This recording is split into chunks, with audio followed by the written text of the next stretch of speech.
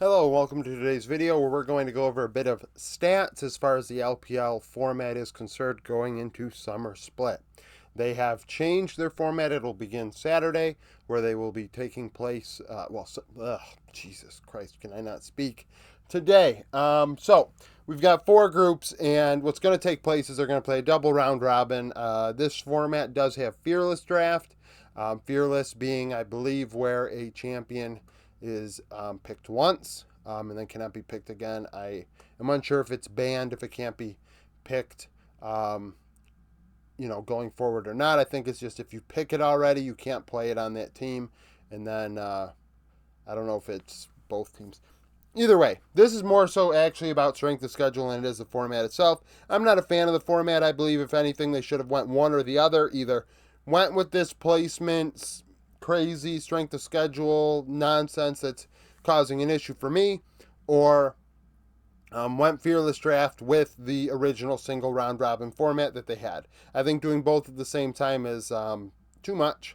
I also believe that doing Fearless Draft is only going to help the regions that don't, because at Worlds, it's not going to be a Fearless Draft. At least that's the assumption I'm going to have right now. Otherwise, I feel like they would have announced it. So if that's not going to be Fearless and LPL are going to spend the next couple months doing Fearless Draft, it's only going to help the other regions. Standard operating procedure. Now, on here we have the four groups, how they fared against each other in spring, as well as some numbers alongside not only the groups, but also the teams to indicate who has the toughest schedules. So, as far as the groups are concerned, win-loss, the best group is Group C. You have LNG, Top Esports, OMG, Rare Atom, followed by Group B, which is carried by BLG, who went 30-5. I utilized total games and not win-loss in terms of like total wins, total losses, not the just series wins and losses. BLG, LGD, RNG, Team We actually has the second strongest win-loss, carried by BLG, followed by Group A, that includes FPX, JDG, and then Thundertalk and EDG. In Group D, because there are 17 teams in the LPL, they have 5 teams. AL, IG, NIP, Weibo, Ultra Prime. That group, the top 3 will go on to the second stage as part of the upper half of the group. I guess there's going to be a 9-man group and an 8-man group, and 9-team and 8-team groups, and then I don't know how they're determining playoffs after that. With the 10-team playoff, somebody from the bottom group does have to go to the big show and in the big dance. Partially, I'm not too happy about this. I just think statistically it's going to screw everything up. Like, as a stats guy, strength of schedule wise, if you're like the 10th best team, you're going to have crazy stats because you're going to be playing some really poo teams, to just put it very plainly. And then if you're the 9th best team, you're going to be playing teams that are much better than you, and it's going to give some terrible stats. And not only that, people are just going to, I think, narrative farm this, and it's going to just, there's going to be a lot of disingenuous takes, in my opinion. So in terms of who has the toughest schedule, it's Rare Atom. Rare Atom are going to be playing 3 teams that have like a 61% win rate. And that's LNG, OMG, and Top. Like, those are going to be pretty strong. And then the easiest schedule goes to BLG. BLG are playing LGD, RNG, and Team We, and they went like a 42, 43% win rate in spring. And people are going to be like, yeah, well, that's fine. BLG would have dominated whoever they're against anyways, so that is fine. I'm like, that's not how you should be determining who goes in what groups. I understand they did pools based on, results and things like that. But I also have to wonder, could it have been optimized slightly better? Group A, I believe, is completely 50-50 win-loss. It couldn't be any closer. So that's actually, honestly, the truly even group, in that you have 2 good teams, 2 bad teams, I guess you could say. Where Group B, you have 1 good team, 1 meh team, and 2 bad teams. 2 meh teams. Honestly, RNG played terrible, but I would say LGD have worse players, so that's a thing. And then this 5-team group, Nip and Weibo are really good. Anyone's Legend and IG were both sitting on that line of playoffs. IG in, Anyone's Legend out. And then Ultra Prime were terrible. So that's the thing. Now IG are terrible after their moves, but that's neither here nor there. So Group A, the best team of this group, win-loss wise, is actually FPX. FPX beat EDG, JDG, and Thunder Talk in spring, going 6-2. JDG would beat EDG and Thunder Talk, going 4-2. Thunder Talk beat EDG, went 3-4, and then EDG only won one game, and it was against FPX. Group B, BLG went 6-0. That's not a surprise. It's followed by Team Wii, who beat LGD and RNG. They went 4-3, and LGD beat RNG and went 3-4, and RNG beat nobody, not even a single game, going 0-6. So based on spring, Team Wii and LGD are really close. LGD did not make any roster changes. Team Wii did change their bot lane. LP and Mark may be the starters, or it's Stay and Mark. I'm not 100% certain on who is the starter in that situation, but they've also changed coaches. And honestly, who knows? If LGD were able to take Team Wii to 3 games in spring, I don't think it's out of the question that they could do it again in summer.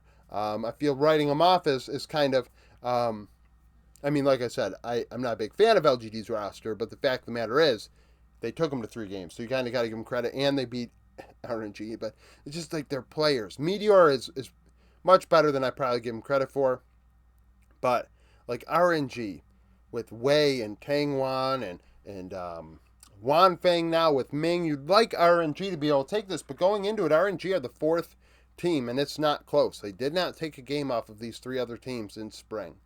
Now Group C, Top Esports didn't drop a single game to these 3 teams, and then LNG would go 4-3. They beat Rare Atom and OMG. OMG only beat Rare Atom, and Rare Atom only took 1 game off of these 3 teams, beating LNG once. So between those 3, I think it's, let's see, LNG. If LNG do go with Shadow, it's between LNG and OMG. I'm not a big Shadow guy. OMG, if Zhao Feng can continue to get better, there's a chance. Otherwise, Top Esports has it. Rare Atom, out of it. I guess with these half-assed predictions I'm doing here, I guess, in this video, let's go back to Group A for a second.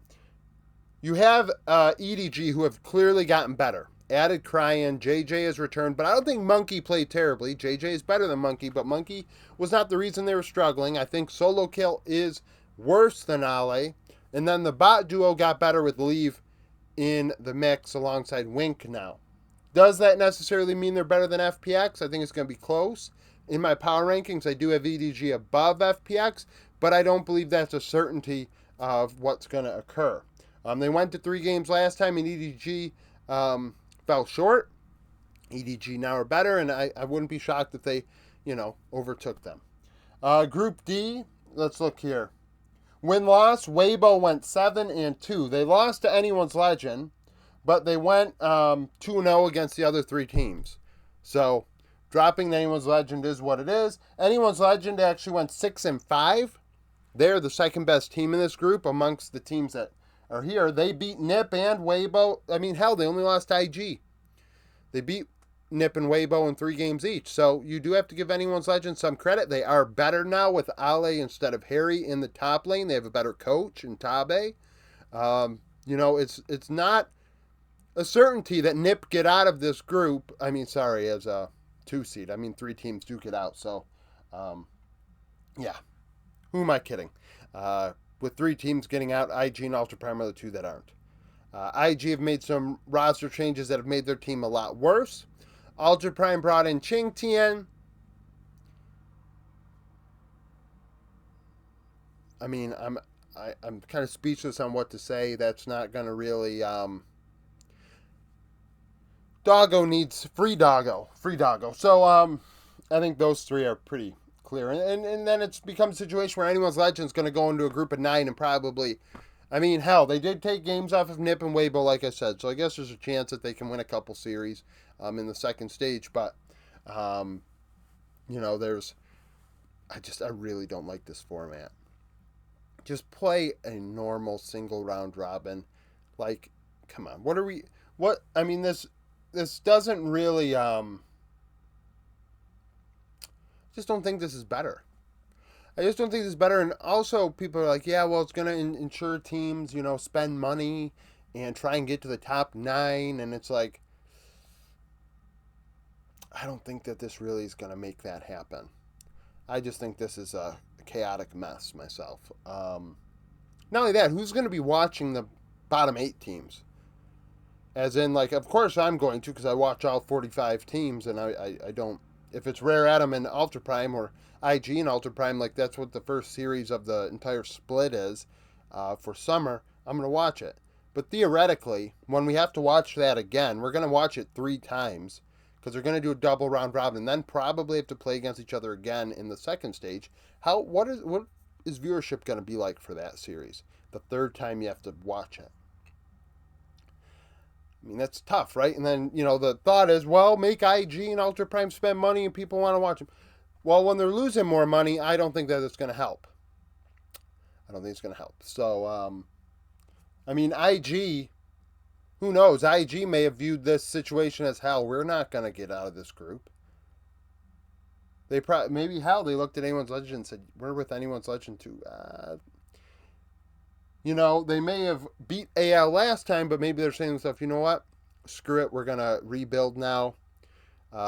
Because even if we beat Anyone's Legend, we're going to be in a situation where all of summer split the second split, the middle stage, whatever we want to call it. They're not going to win much, and people are going to be upset. I mean, the thing is, like, the 9th place team is not going to have a great record. People are going to think that they stink, but really they don't. And it's like, Just since I heard about this, I just really don't like it. And I really don't. Just do a simple round robin. Double round robin. The LCK have the best format. The best one.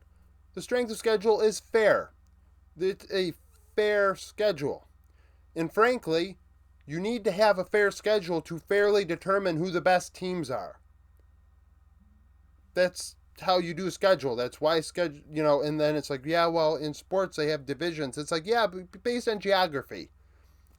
And with the LPL, I think somebody did say that if this is based on geography, then they shouldn't have done the pools and tried to pretend like it was a competitive integrity deal. They should have just said, this is based on geography. And I would have respected that and said, yeah, well, it's geography. It is what it is. It makes sense. They're trying to help teams save money with travel and the like. That I can vibe with because that's just normal in real life and sports, that you don't want to force teams to spend a lot of money on travel costs if you don't have to. However, if this, and based on the pools and all that, this is based on competitive integrity, I mean, I'm not super thrilled by it. I'm really not. A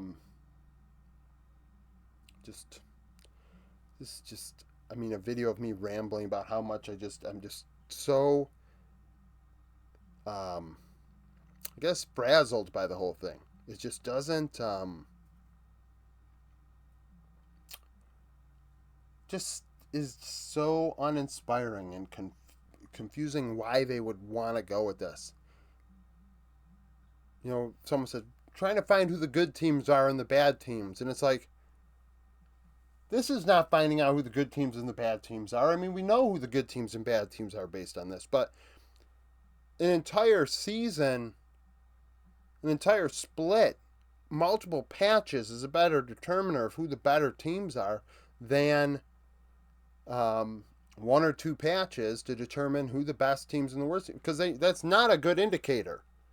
Yeah, who can adapt the quickest does, and hell, that's international events. International event, yeah, best team on the patch is the winner. And that's not always the best team of the season. So, I mean, I guess if that's a vibe, I mean, I'm all over the place talking about this because I don't I don't get it. I don't know why we are doing this. The LEC format, excuse me, was already much. Like the LEC format is a lot to take in. I'm not a fan of that either, but this is worse. I didn't think we could get worse, and it got worse. Like I'm gonna end this video with this. Look at the LCK format. That is the best one. Thank you for watching. If you liked the video, like it. Subscribe to the channel for daily League of Legends content. Follow me on Twitter. Join the Discord. Become a YouTube supporter. And hope to see you again tomorrow.